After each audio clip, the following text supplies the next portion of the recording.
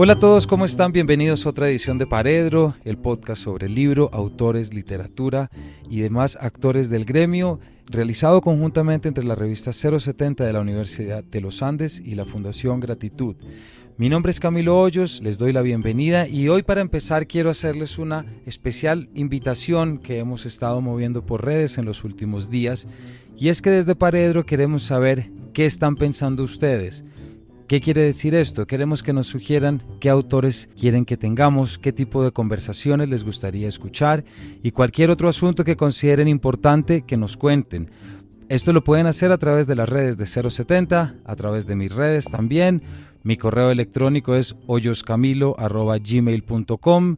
Podría dar mi teléfono, el beeper, lo que sea, con tal de poder escucharlos a ustedes y saber qué les gustaría escuchar por acá. Para el día de hoy tenemos de invitado a un autor con quien yo ya me había cruzado en algún momento en el Ministerio de Cultura, quien conoce muy de cerca los procesos literarios que se llevan desde el Ministerio de Cultura, que son valiosísimos siempre, pero muchas veces intentando sobrevivir frente a los presupuestos y a las designaciones que todo funcionario público que haya trabajado en la cultura en este país sabe que es más que una dificultad, es un reto para poder llevar los procesos. Pero me gustaría antes de esto contar cómo llegué a este autor y a su novela. En el pasado diciembre, ese momento en el que uno escoge sus lecturas vacacionales, pues eché 2 novelas en la maleta y fue una sorpresa empezar a leerlas en simultánea. Una de ellas es Frontera de Felipe Martínez Cuéllar, quien nos acompaña hoy. Felipe, bienvenido a Paredro. Camilo, mil gracias por la invitación a Paredro, a 070, a la Fundación y muy contento de estar aquí. Mil gracias. Les decía, comencé a leer la novela Frontera de Felipe Martínez y había echado otra novela que es Érase una vez en el Chocó de Cristian Valencia, una publicada por Alfaguara y la otra publicada por Planeta, y me di cuenta que eran 2 novelas que arrancan de una manera muy parecida, evidentemente sin copiarse, no quiero referirme a eso, pero sí son 2 personajes que salen de Bogotá hacia la periferia nacional, es decir, el personaje de Felipe, y ahora él nos va a contar, viaja de Bogotá a Leticia, y la novela arranca con lo que es la llegada a ese aeropuerto y la sensación de extrañamiento de alguien que va de la capital a la periferia, cosa que yo creo que todo bogotano que ha salido ha sentido. Y por el lado de Cristian Valencia teníamos también un personaje que volaba hasta el aeropuerto de Istmina y con solo bajarse del avión ya sentía la extrañeza. Este será un capítulo, con Felipe vamos a hablar precisamente de eso, de la extrañeza, de las distancias, de la extrañeza geográfica y de lo que esto implica en el momento de escribir una novela. Así que Felipe, ya sin mayores preámbulos de mi parte, ¿por qué no nos cuenta de entrada qué es esta novela Frontera, en qué consiste y cómo la entiende usted como autor? Bueno, Camilo, mil gracias por todas sus palabras. Frontera nace de mi experiencia viajando a la Amazonía. Durante el 2015 y el 2017 trabajé en prácticamente toda la Amazonía y Orinoquía colombiana, Vaupés, Bichada, Arauca, Putumayo, Amazonas, Guainía, Guaviare. Procesos de fomento de lectura con el Ministerio de Cultura, digamos que esa experiencia me permitió viajar por todas estas regiones muchísimas veces.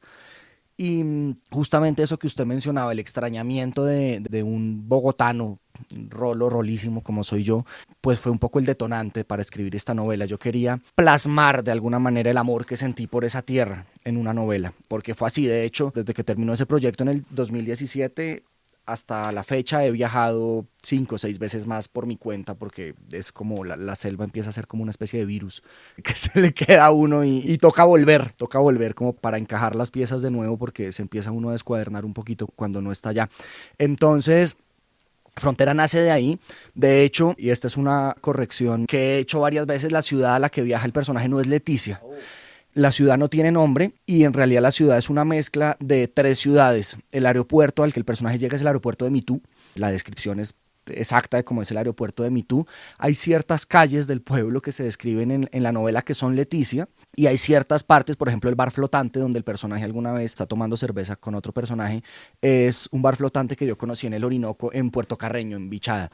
Entonces yo lo que quise hacer fue un poco como amalgamar la experiencia mía en distintas ciudades sin querer dar como un referente geográfico muy preciso. Por supuesto es la Amazonía lo que se narra en la novela, pero era un poco como intentar condensar en un mismo espacio físico, ficcional, distintas experiencias. El hotel Los Paisas, donde se aloja, por ejemplo, el personaje, era el hotel donde yo me alojaba en Mitú, igualito, que con un letrero de neón azul horrible en una calle llena de motos y tal.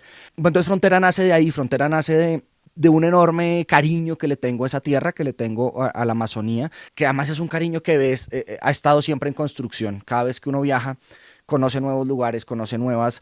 Yo ahora, digamos, las últimas veces que he viajado me he quedado en comunidades indígenas y conozco nuevas personas y empieza uno como a entender un poco, no, a medio atisbar lo que es esa región, porque es una región para mí incomprensible, misteriosa, en la cual años de vida no bastarán pues para poder encontrar de alguna manera las dinámicas que hay allá. Y la novela quería hacer eso, la novela quería hacer la visión de un turista, de alguna manera. Lo estábamos comentando antes de entrar al estudio, que es muy común en las novelas sobre la Amazonía entrar en el tema antropológico, en el tema etnográfico, en el tema incluso botánico, ¿no? Hay como esa tentación, porque es tan rica la zona y tan distinta y tan extraña que el impulso, digamos, excesivamente descriptivo, científico, está ahí siempre.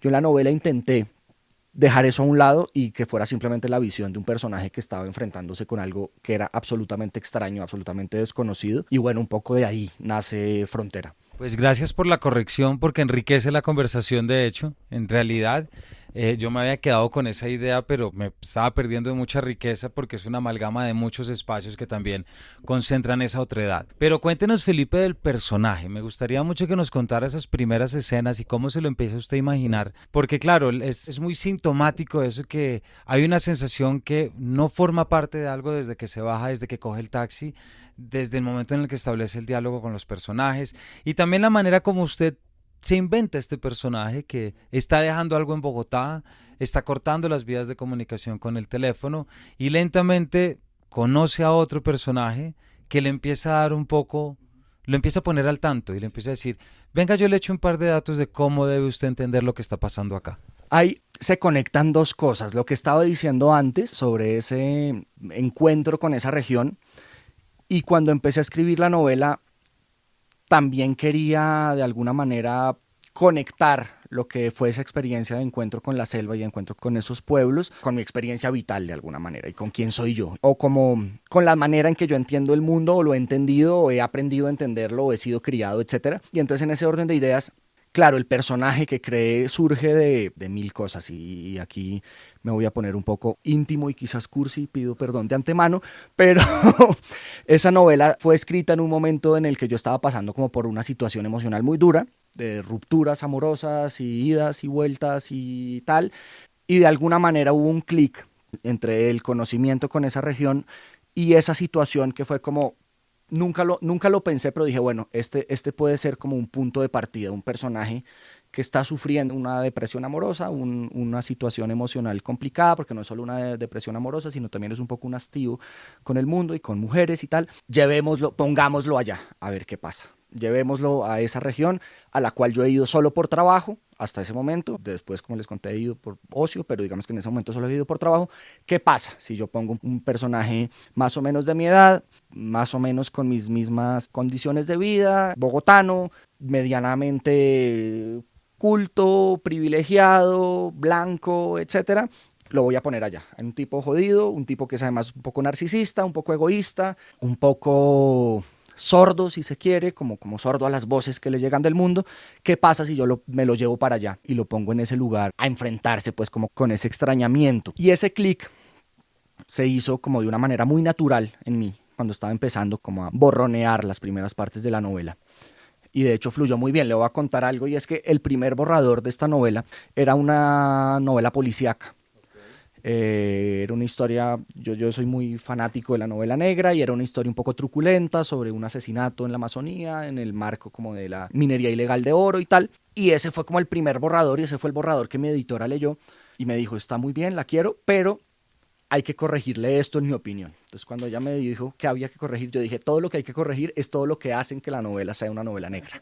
O sea, el género está absolutamente errado. Entonces yo dije, bueno, esto cambia todo Y cuando estaba yo haciendo esa revisión dije, no, lo que pasa es que esta no es una historia policíaca, esta es una historia de amor, en realidad, lo que hay en esta novela. Y eso me hizo reescribirla prácticamente toda, había que cambiar de narrador, había que cambiar de punto de vista, etcétera, y se convirtió en una novela de amor, que es lo que es, de alguna manera, un amor extraño o de desamor si se quiere. Y ahí fue donde se hizo el clic. Dije, claro, esto es una novela que para mí fue incluso difícil, porque pasé de una novela muy de acción a una novela muy íntima. Es decir, ese personaje un poco antipático, un poco narciso que hay ahí, soy yo, de cierta manera. O soy el que fui en algún punto de mi vida. Y reescribirla fue un ejercicio en el que fluyó la escritura de una manera muy intensa y a la vez muy profunda, digamos, y muy emotiva. Entonces, claro, el personaje surge de ahí, pero yo siempre quise darle a ese personaje, pues porque no era solo una contraparte, como una doble cara. Tenía que haber un pie en la tierra, que fuera alguien que conociera esa región, que fuera alguien que de alguna manera lo introdujera de una manera muy poética, si se quiere, a lo que es esa región. Y aquí quiero hacer un paréntesis, espero que no sea muy largo, y es un gran homenaje a un hombre que conocí en el Baupés, que vive en Mitú, que se llama Luis Hernando Infante, tiene exactamente el mismo nombre que en la novela, aunque la novela es un personaje de ficción. Es un hombre que llegó al Baupés en los años 80 para ser profesor y vive desde entonces allá, y fue quien me recibió a mí la primera vez que yo llegué al Baupés. Yo llegué con un morral en el hombro a la Secretaría de Educación, que me dijeron que llegara allá a preguntar por un señor Luis. Yo llegué solo, buenas, estoy buscando a Luis, y este señor es como una especie de fuerza benévola de la naturaleza, y me acogió. Las siguientes veces yo me quedaba en su casa, iba conmigo a todos los viajes en los ríos y me contó toda su vida, que de alguna manera está transmutada en la novela, el profe Lucho. Y claro, cuando yo empecé a escribir la novela, pensé en él y dije, este es la otra cara del personaje, este es el personaje que conoce la zona, que la ha viajado, que la ha visitado, pero que no ha dejado de todas maneras de ser un extraño en la zona, que es lo que él me decía a mí. Yo llevo 40 años aquí y no la entiendo todavía, no entiendo los personajes, no entiendo las dinámicas, no entiendo. He intentado congraciarme con las creencias, he intentado como entrar en la misma sintonía y de todas maneras es imposible. Entonces es un poco también el fracaso del colono, ¿no? Como que las novelas sobre la selva o las novelas sobre la periferia están llenas de colonos en sus personajes. Pienso, no sé, en Horacio Quiroga, y esa experiencia colonizadora siempre es fracasada. Y un poco el fracaso, en el caso del profesor Luis, él me decía, es pues porque no pertenece, aunque lleve años aquí. Y él fue un poco la otra cara, el otro personaje, digamos, que yo construí en la novela para darle un asiento en la zona y para que fuera un poco el guía de Santiago, que es el personaje principal, fue el profesor Luis. Y ahí hay como un contrapunto entre los dos que quise explorar. Quise explorar sobre todo dándole voz a Luis. El segundo capítulo está totalmente narrado por él. Y es un poco ver las dos caras de esa selva, la de un personaje que llega y se extraña y no entiende nada y ve una selva que lo abruma y que de alguna manera lo hace reinventarse, si se quiere, y la otra que es la de un personaje que ya es mucho más calmado, que ya lleva muchos años ahí y que aún así sabe que esa selva es incomprensible. Aquí estaba precisamente viendo un fragmento que había señalado y es de ese segundo capítulo, exactamente, y es cuando Luis le dice a Santiago: fue un compañero de la universidad el que me habló de este lugar. Llamó un día por teléfono a mi casa y me dijo que estaban buscando profesores para ir a enseñar en unas escuelas que el gobierno tenía en la selva. No me importó el lugar ni lo que aquello pudiera tener de arriesgado o peligroso. Era una oportunidad, una brecha que se abría y por la cual yo podría deslizarme y escapar de la ciudad, de los trabajos intermitentes y mal pagados en los que me empleaba cada vez que me aburría del anterior, de mi mamá eternamente tumbada y ebria, del barrio cada vez más peligroso, del inicio de los 80, esos años violentos y miserables.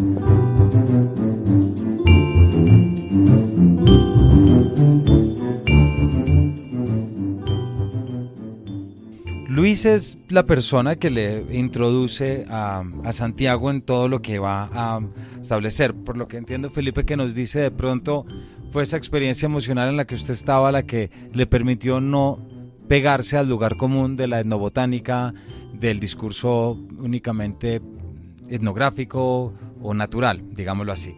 Y en vez de ese entra el personaje en un íntimo conocimiento con una cantidad de cosas muy poco sexys de la selva, ¿cierto? Y que sin embargo en gran medida son la realidad que está pasando ahorita en la Amazonía, porque todos pensamos todavía sí, vamos a ver animales y todo, pero hay unas cuestiones que están pasando por debajo que desconocemos, desde que se utilizan ciertos lugares para desperdicios tóxicos y ni hablar de minería ilegal, narcotráfico, cosas que también nos resistimos a dejar entrar dentro del discurso, como por salvar ese lugar sagrado, ese locus amenus que queremos ver que sea nuestra Amazonía. Entonces, ¿por qué no nos cuenta ya desde esa experiencia que usted tuvo como viajando y trabajando en región? Felipe trabajó mucho y trabaja actualmente en el grupo de literatura, y yo cuando estuve también allí conocí de cerca el proceso de Relata, por ejemplo, y que es de los procesos más bonitos que tiene el ministerio porque es generar narrativas dentro de estos actores que viven tan alejados de estos centros supuestamente cultos.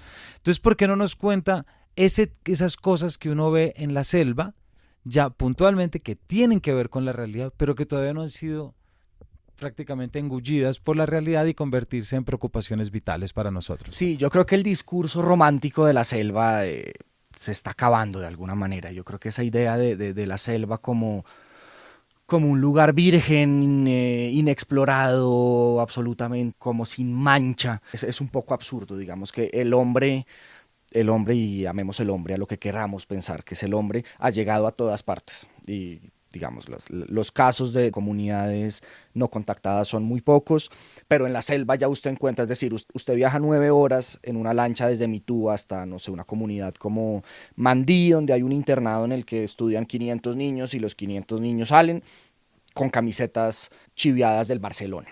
Y eso es algo, es decir, eso nos está diciendo algo. La idea de esa selva que yo conocí en esos trabajos, pues fue justamente eso, una selva llena de problemas mundanos, ¿no? Lleno de problemas, pero inmensamente importantes, ¿no? Uno llegaba a estos colegios a los que desde hacía 4 o 5 años no había llegado material bibliográfico para trabajar y seguían trabajando con la misma cartilla que el Ministerio de Educación o el Ministerio de Cultura o la Secretaría de Educación o quien fuera les había mandado 3, 4, 5 años antes libros viejos, ajados, hechos nada. Y en esos recorridos básicamente eran por colegios, por internados, digamos, el proceso en el que estamos en ese momento era con colegios, pues eso es lo que había. Eso es lo que había y lo que yo vi fue ese tipo de preocupaciones, ese tipo de problemas. Usted, por supuesto, se encuentra con las comunidades indígenas, el saber ancestral está siempre presente, siempre palpitando en el lugar, porque además muchas cosas en la Amazonía, en el Baupés, por ejemplo, que es una de las zonas además más inhóspitas en Colombia, pues se resuelven a partir de ahí, se resuelven a partir de remedios tradicionales, de la oralidad, de las tradiciones médicas, de las tradiciones religiosas, míticas, etcétera, de los rituales, en fin. Pero lo que hay en realidad es un lugar, no sé si lo logro, pero quise mostrar y es, la selva no es un lugar apartado del mundo, la selva está ahí y de alguna manera hace parte del país, hace parte de lo que somos, nos ha también definido de cierta manera, hay un montón de líneas de cruce entre lo que es la Amazonía y, no sé, en términos ambientales, en términos de fauna, de flora, de investigación, científicos, etcétera. Y también es un espacio que participa de los mismos conflictos que sufrimos en la ciudad o que sufrimos en Bogotá o en Medellín o en Cali o donde sea. Narcotráfico, prostitución, contrabando, piratería, lo que ustedes se imagine, está ahí. El personaje, el profesor Luis lo dice en algún momento del capítulo en el que él habla, le dice, es que no hay una manera de huir, porque aquí los hombres siempre han estado, llámense como se llamen, quiera llamarse los occidentales, blancos o indígenas o lo que sea, los problemas están ahí en la medida en que está el hombre. Entonces esa narrativa tan romántica de la selva a mí me molesta mucho. De hecho, un par de meses después de que salió Frontera, salió esta serie de Netflix, Frontera Verde, en la cual vi y que me parece que pues es un horror para mí. Pues me parece malísima, es como una mala versión de una película de Indiana Jones, aparecen unos nazis en el capítulo 6, es una cosa un poco absurda. Y por ejemplo tiene algo que es lo que más me molestó a mí, es la visión del indígena. El indígena en esa serie de televisión, voy a decir, no sé si se entienda, siempre está como siendo indígena, como en una posición hierática, tiesa, como pontificando, o sea, el indígena no come, el indígena no ríe, el indígena no se preocupa por cosas del mundo, no, el indígena siempre aparece como en una especie de elevación permanente y como en un rol místico pues que no es así. Es decir, cuando usted los conoce y cuando usted viaja a esos lugares, pues el indígena es el que maneja la lancha, el indígena es el que atiende en el restaurante, el indígena es el que es recepcionista en el hotel, el indígena es el que maneja el mototaxi, no, y son indígenas que pertenecen a comunidades, que van a sus comunidades, están allí, participan de las tradiciones de sus comunidades, pero esta visión que un poco el cine y la televisión ha difundido del indígena siempre siendo indígena, siempre siendo esta cosa tiesa y mística y tal, es una estupidez. Entonces, la visión justamente era esa, no caer en la cosa etnográfica, no caer en la cosa botánica tampoco, pues porque además no la conozco, no sé de eso, lo poco que he aprendido lo aprendí allá con guías, con indígenas Huitoto, que fueron mis guías en uno de los viajes, con etcétera, pero sí es intentar además mostrar que, no sé, a Leticia pueden viajar miles de no sé cuántos, de turistas al año. Y es muy común el caso de encontrarse con alguien que le dice, es que yo llegué aquí en un viaje de trabajo y me quedé. Y llevo 25 años, ¿no? Y entonces es como esa especie de protocolono ahí que está como viviendo en la ciudad, haciendo alguna cosa, algún negocio, montando un hostal o lo que sea. Pero ese es uno entre 10.000.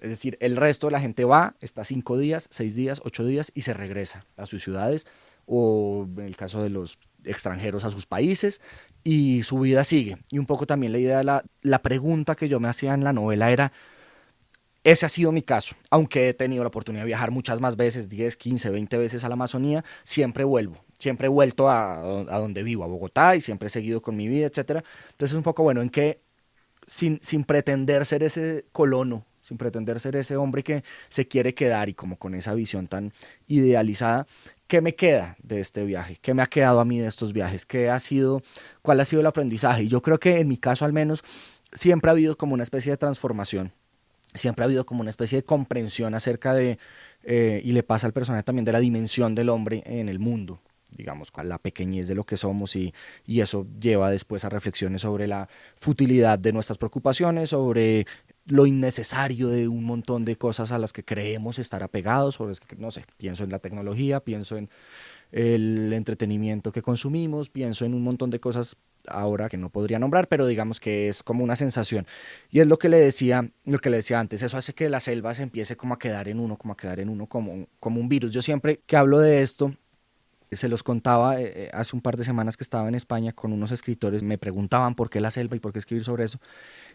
Y siempre me acuerdo de la primera página de Moby Dick, cuando Ismael dice, siempre que me entra a mí como la mala vibra, es hora de irme al mar y ver la parte acuática del mundo. A mí me pasa un poco eso, digamos, me suele pasar, ¿no? Como que suelo ir a la selva una vez al año y voy a ser supremamente cursi, pero eso me ayuda a estar mejor conmigo mismo.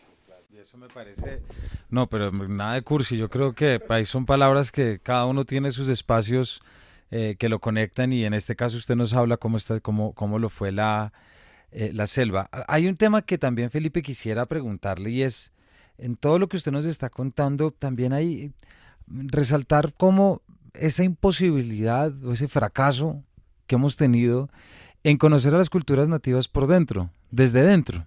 Es decir, porque usted bien lo decía y yo creo que eso siempre ha sido uno de los retos más grandes y es que a la lengua nativa siempre el camino de acceso ha sido la etnolingüística, ha sido la antropología, en muchos casos la sociología incluso, pero la narrativa muchas veces ha quedado corta en el sentido de saber cuál es la concepción del humano para los Huitoto, cuál es la cosmogonía de los Kamensá, de tal manera que yo pueda desde la empatía relacionarme más y que no desde el conocimiento técnico de algo.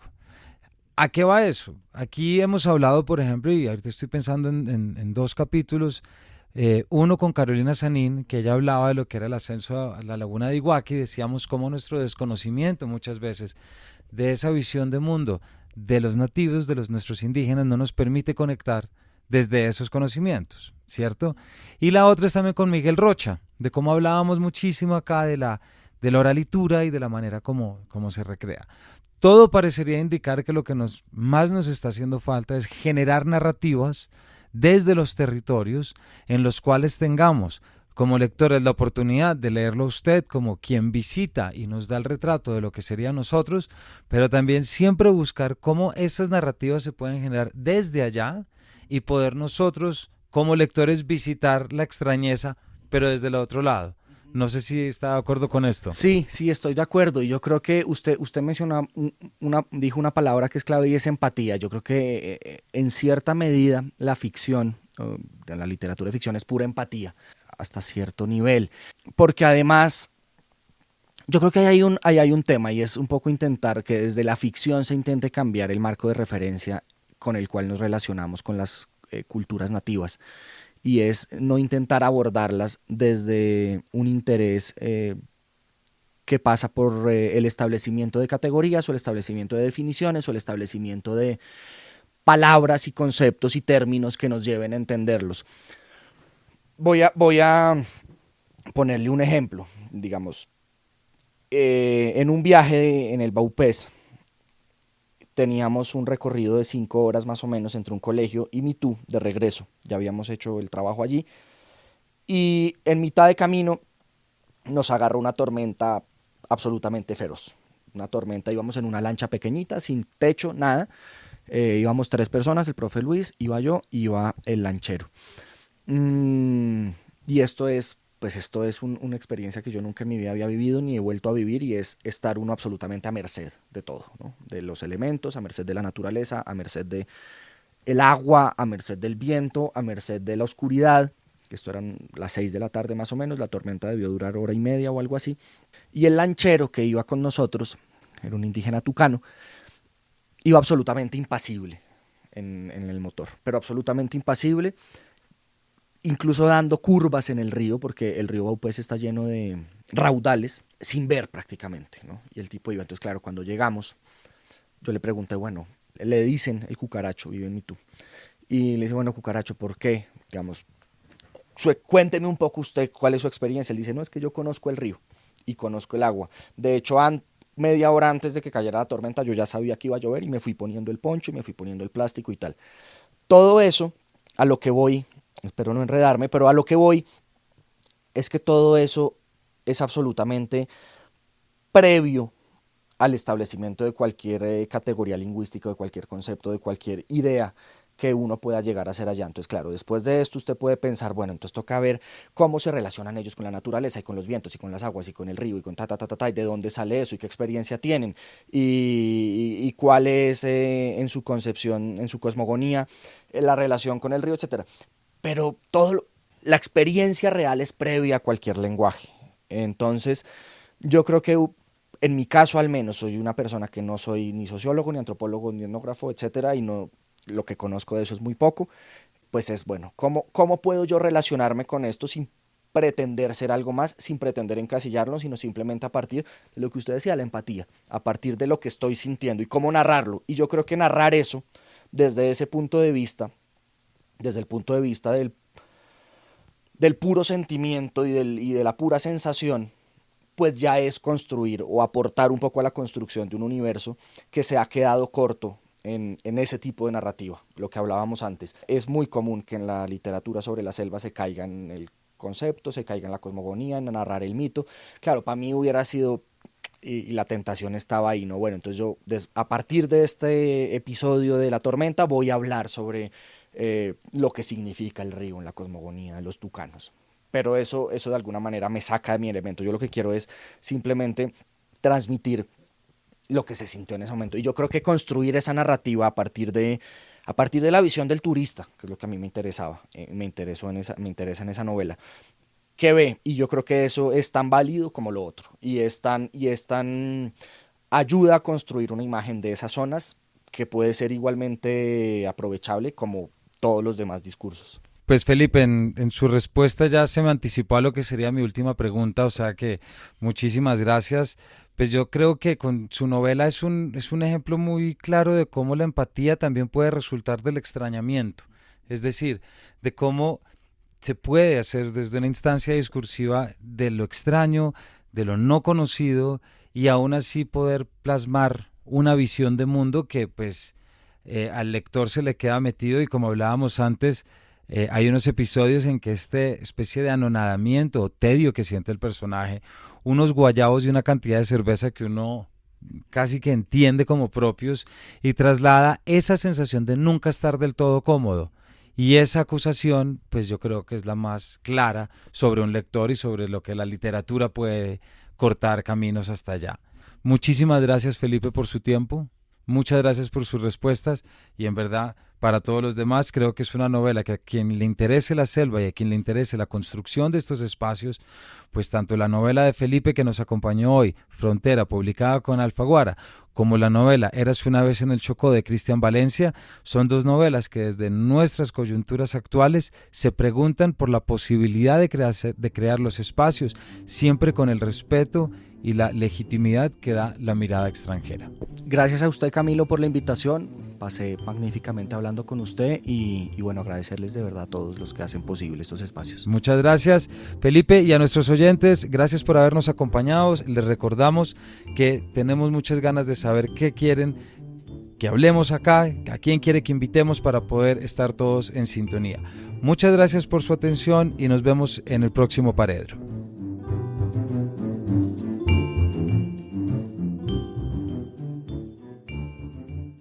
Paredro es un podcast de 070 Podcast hecho en colaboración con la Fundación Gratitud.